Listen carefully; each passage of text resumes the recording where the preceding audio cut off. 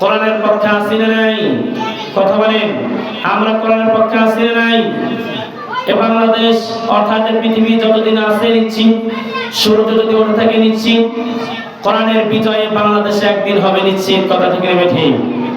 আমরা আইবির শাসন, বঙ্গবন্ধুর ভাষণ, জিয়া মহিউদ্দিন, ফখরুদ্দিন সব ঘোরার দিন দেখা শেষ।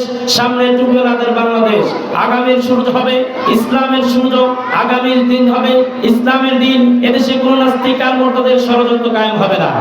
এদেশের তাওহীদি জনতা আজকে রাতের শেষ ভাগে তাহাজ্জুদ নামাজ পড়ে সকালবেলা বন্ধুদের কোরআনের দাওয়াত নিয়ে যায়। এদেশের বিশ্ববিদ্যালয়গুলো আজ কোরআনের দুর্জয় কাটিতে পরিণত হয়েছে। টেকনাফ থেকে তেতুলিয়া, রূপসা থেকে পাতুলিয়া, সুন্দরবন থেকে বান্দরবান পর্যন্ত এদেশে অতীতেই কোরআনের রাজ কায়েম হবে ইনশাআল্লাহ। যেই জমিনে আসমান থেকে বৃষ্টি প্রবাহিত হয় ওই জমিনটা ফসলের জন্য উর্বর হয়ে যায়। যেই জমিনে শহীদের রক্ত ঝরে ওই জমিনটা কোরআনের রাজ কায়েমের জন্য উর্বর হয়ে যায়।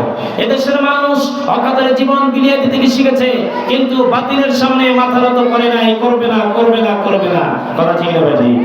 এজন্য আমরা কোনোদিন আমাদের জীবন থাকতে আমরা কোনোদিন বাতিলের সামনে মাথা নত করবে না। মাথা নত হবে কার সামনে? আল্লাহ রাব্বুল আলামিনের সামনে। কথা ঠিক না বেঠি? এজন্য এই দুনিয়ার মধ্যে আসার পরে কি শেষ? আমাদেরকে আল্লাহ পরীক্ষা করবে না? অবশ্যই আল্লাহ রাব্বুল আলামিন পরীক্ষা করবেন। আল্লাহ রাব্বুল আলামিন বলেন, আহাসিবান নাসু আন ইউতরাকু আন ইয়াকুলু আমান্না ওয়া হুম লা ইফতানুন। আল্লাহ রাব্বুল আলামিন বলেন, তোমরা কি মনে করেছো আমরা ঈমান এনেছি বিদায় আর আমি তোমাদেরকে কোনোদিন পরীক্ষা করব না, আর পরীক্ষা করা হবে না? তোমরা যদি এটা মনে করে থাকো তাহলে তোমাদের ভুল হবে। অবশ্যই আমি আল্লাহ রাব্বুল আলামিন তোমাদেরকে পরীক্ষা করব।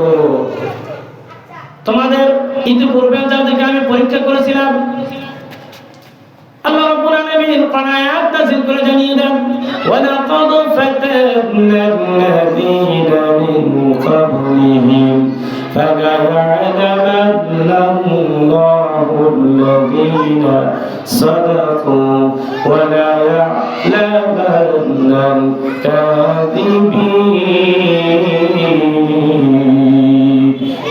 আল্লাহু আকবার। আল্লাহ রাব্বুল আলামিন বলেন, আমি তোমাদের পূর্বদেরকে পরীক্ষা করেছি। পূর্বে যারা ছিল এদেরকেও আমি আল্লাহ রাব্বুল আলামিন পরীক্ষা করেছি এবং তোমাদেরকেও পরীক্ষা করা হবে।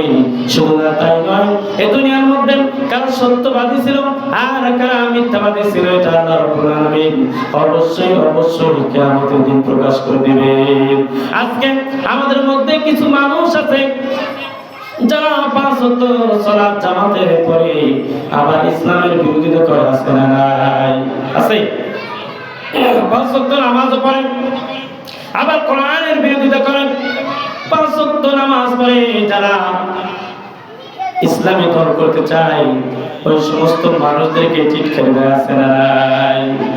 এজন্য আপনি কি মনে করেছেন এই দুনিয়ার মধ্যে যারা সত্যবাদী আর কারা মিথ্যাবাদী অবশ্যই আমার আল্লাহ রাব্বুল আলামিন জানিয়ে দিবেন। এজন্য আজকে যারা সত্যের ব্যাস ধরে যারা মিথ্যায় আশ্রয় নিচ্ছে কিয়ামতের দিন অবশ্যই প্রকাশ হয়ে যাবে। কারণ হলো আব্দুল্লাহ বিন উবাই হুজুরের পিছনে নামাজ পড়েছেন, একই কাতারে থেকেছেন, হুজুরের সঙ্গে থেকেছেন, অথচ হুজুর সাল্লাল্লাহু আলাইহি সাল্লামকে নেতা হিসেবে মানতে পারে নাই। এজন্য তিনি কখনোই পরিপূর্ণ মুসলমান হতে পারে নাই।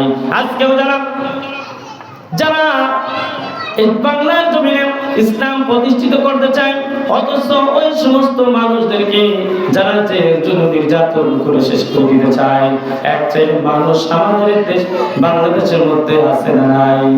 যারা ইসলাম প্রতিষ্ঠিত করতে চায় এই বাংলার জমিনে অথচ ওই সমস্ত মানুষদেরকে তারা শেষ করে দিতে চায়।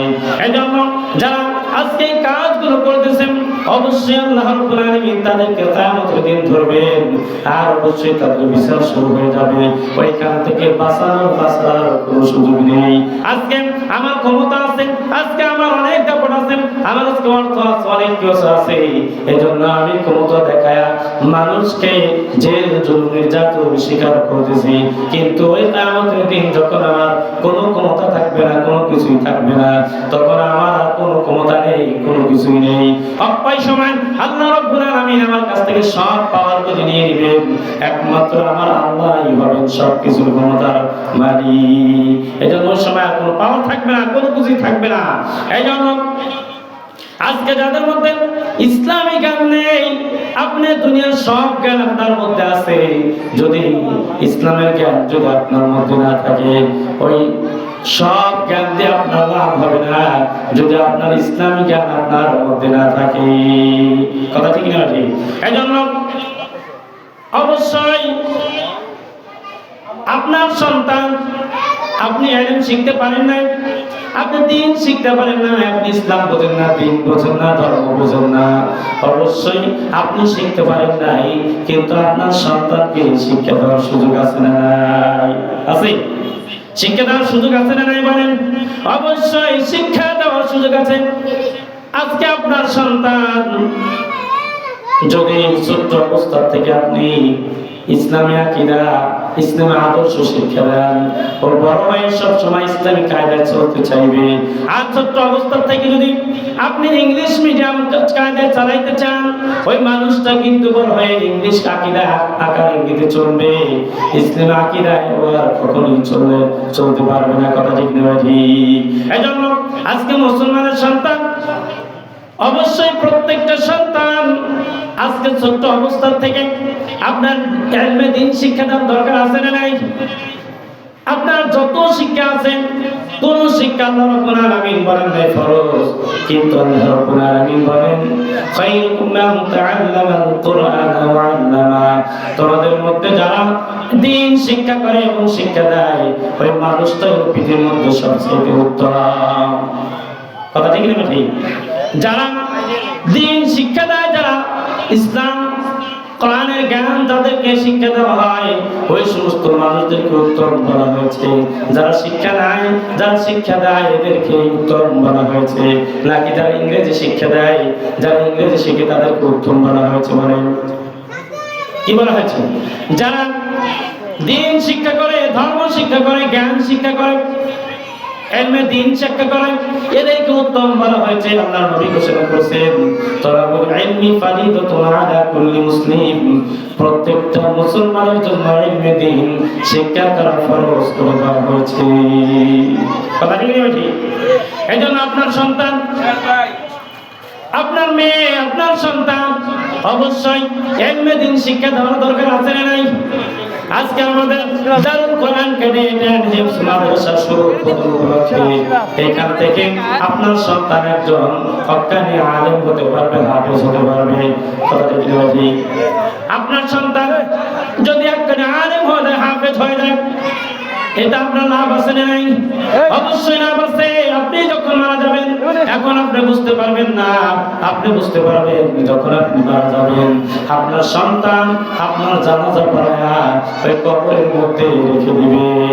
আমি নবী হুজুর আমাকে ডাকতে হবে, হুজুর আমার বাবা মারা গেছে, একটু আসেন।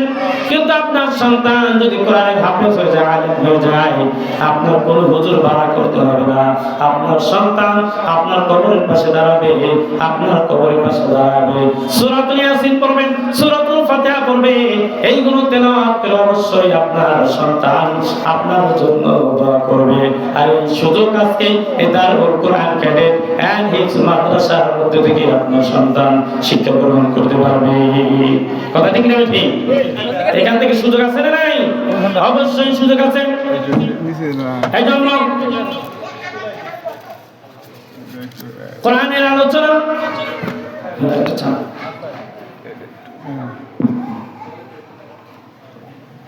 এই কোরআনের আলোচনা যারা শুনবে, এই আলোচনা যারা শুনবে, এদের লাভ আছে না নাই? অবশ্যই লাভ আছে। এই জন্য এই কোরআনের মধ্যে কোনো ভুল আছে, কোনো সংশয় আছে? বলেন কোনো ভুল নাই, কোনো সংশয় নেই। আল্লাহ রাব্বুল আলামিনের জন্য বলেছেন সূরাতুল বাকারার প্রথমে আল্লাহ বলেছেন যালিকাল কিতাবু লা রাইবা ফি।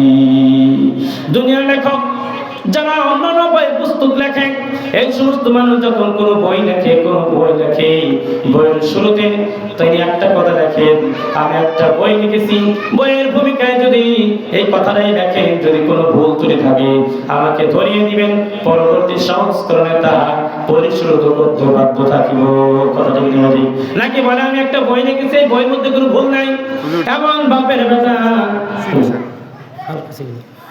বাপের বেটা নাই যে একটা বই লিখেছে ওই বইয়ের মধ্যে ভুল হবে না। কিন্তু আমার আল্লাহ রাব্বুল আলামিন এই কিতাব শুরু করেছেন চ্যালেঞ্জ দিয়ে, যালিকাল কিতাবু লা রাইবা ফি। আল্লাহ রাব্বুল আলামিন বলেন এই কিতাব আমি নাযিল করেছি, এর মধ্যে কোনো সংশয় নাই, কোনো ভুল নেই, ভুলের অবকাশ নেই। এই জন্য এই কিতাব যারা শিক্ষা করবে ওই মানুষগুলোর মধ্যেও ভুল থাকতে পারে না। কথা ঠিক না ভাই? এই জন্য আল্লাহ রাব্বুল আলামিন নবীর উপরে কিতাব যখন নাযিল করে দিলেন, আল্লাহ রাব্বুল আলামিন জানিয়ে দিলেন, ও নবী আপনার উপরে যে কিতাব নাযিল করেছি মানুষকে বলে কিতাবের মধ্যে কোনো ভুল আছে, কোনো সংশয় আছে। আল্লাহ রাব্বুল আলামিন জানিয়ে দেন, আয়াকুলুনা ইফতারাহু কুল ফাতু বিসূরাতিন মিন মিসলি ওয়াদউ শুহাদাকুম মিন দুনিল্লাহি ইন কুনতুম সাদিকিন। আল্লাহ রাব্বুল আলামিন বলেন, ও নবী মানুষ কি বলে কিতাবের মধ্যে ভুল আছে, সংশয় আছে, তাহলে আপনি বরং তোমরা তো মানুষ, সব মানুষগুলো একত্রিত হয়ে যাও আর কোরআনের সূরার মতো করে তোমরা একটি সূরা বানাও। কিয়ামত হয়ে যাবে, এই চ্যালেঞ্জের মোকাবেলা কেউ করতে পারবে না। কথা ঠিক না ঠিক?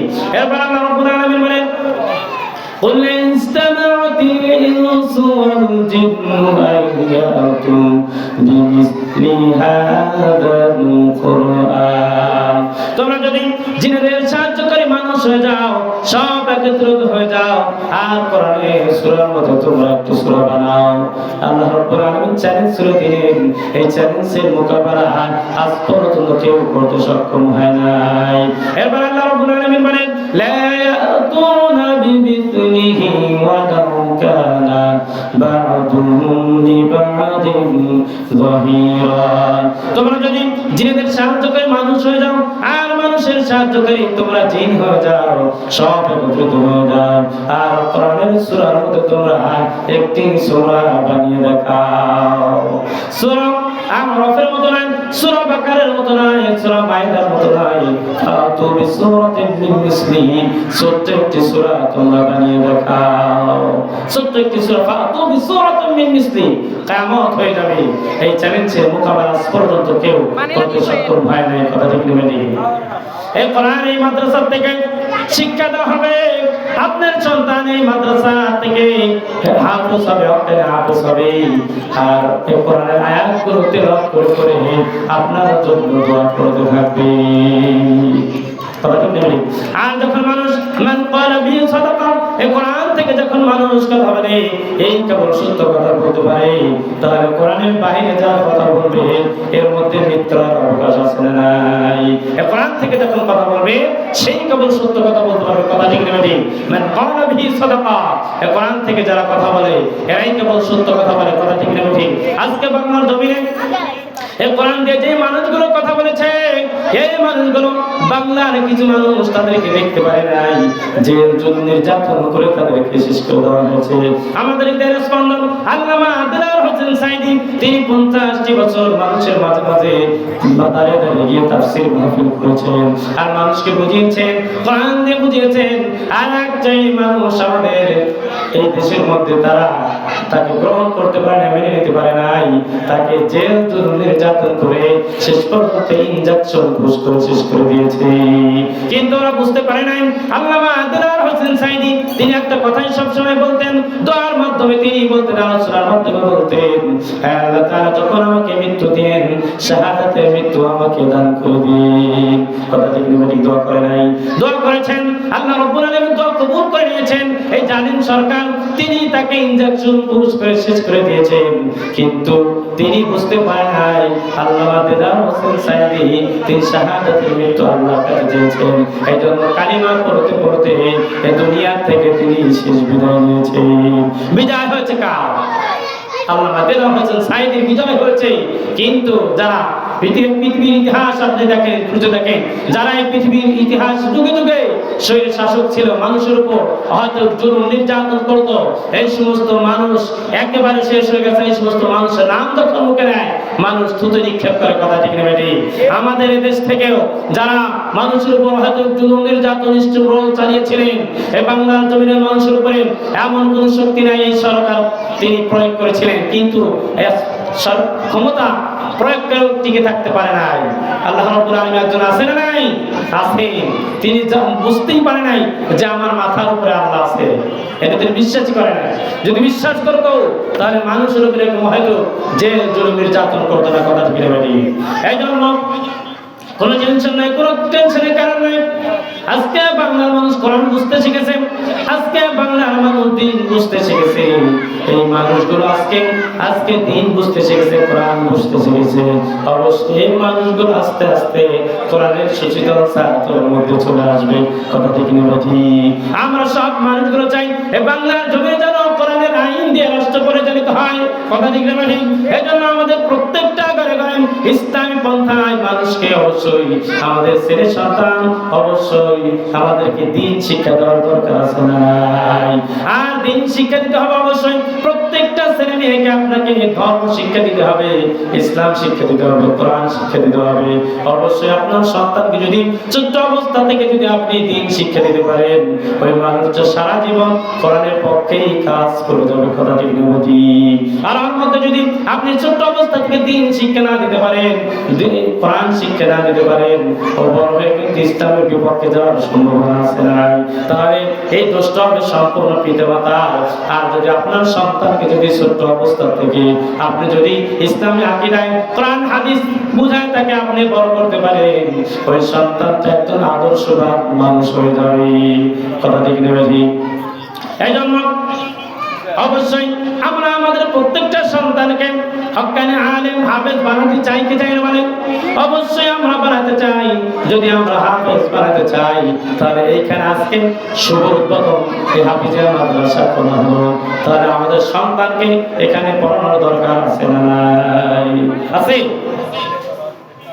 লাভ হবে কার? বলেন লাভ হবে কার? বলেন অবশ্যই আপনার লাভ হবে, আপনার দুনিয়া লাভ হবে, আপনার আখিরাতেও লাভ হবে। এজন্য কোরআন যার মধ্যে আছে ওই মানুষগুলো আল্লাহ রাব্বুল আলামিনের কোরআন যার মধ্যে আছে, এই মানুষটা যখন মারা যাবে এই কোরআনটা আল্লাহর কোরআনটা আপনাকে আল্লাহর কোরআনটা কবরের মধ্যে চলে যাবে, আপনাকে সাক্ষী দিয়ে আল্লাহ জান্নাত পর্যন্ত পৌঁছায় দেবেন। সুবহানাল্লাহ।